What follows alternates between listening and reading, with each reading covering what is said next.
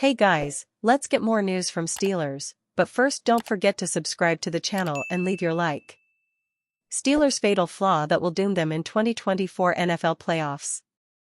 The Pittsburgh Steelers fought their way into the NFL playoffs after a mid-season collapse that saw back-to-back losses against opponents with a combined 4 wins at that point in the season.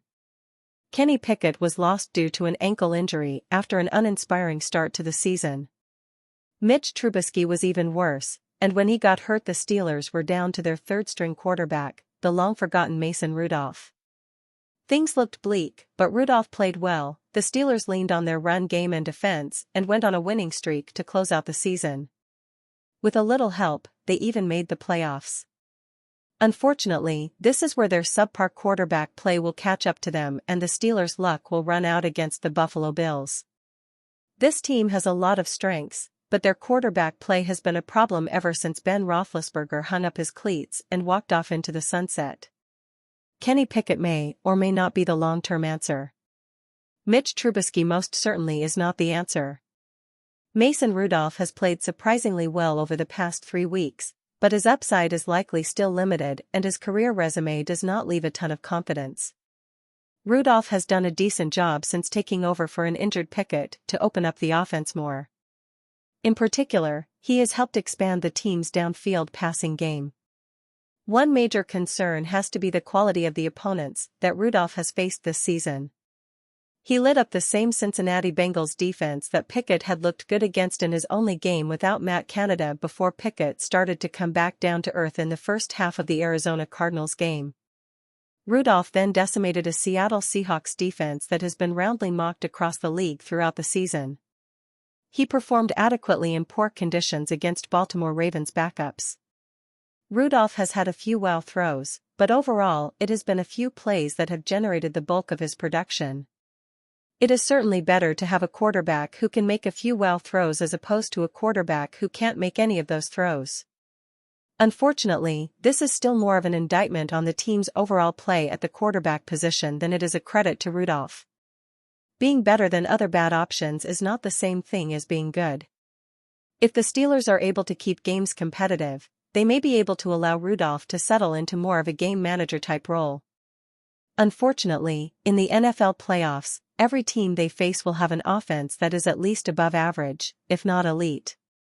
If the Steelers fall behind early, the burden will fall on Rudolph's shoulders to pick his team up and lead them to victory. AFC Wildcard preview: Steelers, without TJ Watt, try to keep up with Bills. The Pittsburgh Steelers got in the playoffs, but it was costly. In the Steelers' regular season finale, a win over the Baltimore Ravens that helped Pittsburgh get the number 7 seed in the AFC, outside linebacker TJ Watt went down with a knee injury. He was hit on the side by a teammate and sprained his MCL. That's a better outcome than a torn ACL, but it will still keep him out this week. Not many NFL players, including quarterbacks, are more impactful to their teams than Watt. The Steelers get a tough matchup on top of it, against a Buffalo Bills team that won 5 in a row to take the AFC East and get the number 2 seed. The Bills were a long shot to make the playoffs weeks ago. Everyone knew they had the talent to win a Super Bowl, but they put themselves in a big hole with some bad losses. Then the Bills dragged themselves back into the playoff field and won a division title. The Bills went 5-0 after their bye, including wins over the Chiefs, Cowboys, and Dolphins. Just getting in the playoffs was far from guaranteed weeks ago, and getting the number 2 seed in the AFC is a great bonus. The Bills have an exciting quarterback in Josh Allen. Sometimes that excitement includes some horrifying risks that lead to turnovers, a defense that has adjusted through some major injuries and other big-time players, like Stephon Diggs and emerging running back James Cook. The Bills are probably the best team playing this weekend. The Dallas Cowboys might disagree with that. Now that they're in the playoffs, they can have reasonable dreams of making a Super Bowl. Cincinnati Bengals are number 1 option for elite wide receiver T. Higgins. Cincinnati Bengals wide receiver T. Higgins' rookie contract expired after the 2023 season, and he will become a free agent this offseason.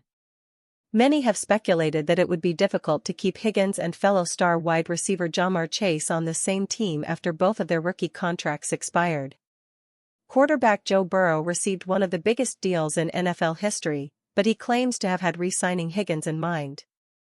Chase's rookie contract doesn't expire until next year, but he told the media that he wants to get paid during this offseason as he is now eligible for an extension. In an article from Bleacher Report, Higgins explained how much it means to him that the Bengals want him back with the team. "It means a lot," Higgins told Bleacher Report when discussing both the quarterback and his fellow wide receiver, saying they want him to return even though he is set for free agency this offseason. "Them telling me that they want me to come back, man, it's family.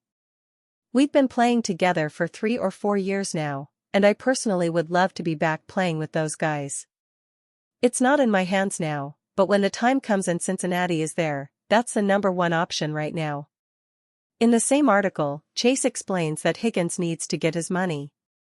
Steelers are interested in hiring Kirk Cousins. While Chase teased wanting an extension this offseason, he also said that he wants to wait for other receivers to set the market. Whatever point at which the market ends up being set could drastically affect the Bengals' financial future. Who knows how that will unfold at the end of the day, the LSU product told Bleacher Report when discussing his potential extension. "We have to worry about T this year too, make sure bro gets his money. And on the other hand, I gotta wait for other receivers like CD Lamb and Justin Jefferson to get paid, too." Higgins was a part of the franchise-changing draft that the Bengals had in 2020. Quarterback Joe Burrow was the first pick of the first round, and Higgins was the first pick of the second round. Higgins had just over 900 yards receiving in his first season with the Bengals, and that was the only time he wouldn't reach 1,000 yards receiving with at least 16 games played. Higgins has totaled 3,684 yards receiving in his 4-year career, and he has 24 receiving touchdowns. When teams key in on Chase, or Chase gets injured, Higgins has come up big for the Bengals.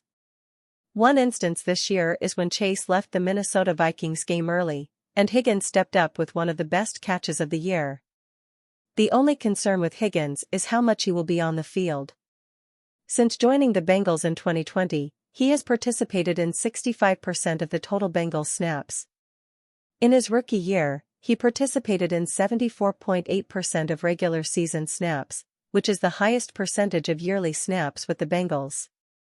Whether Higgins decides to stay with the Bengals or move on to another team, he will be a main option in an NFL offense. His strong hands and jump ball ability make him a wide receiver 1 for a lot of teams in the NFL.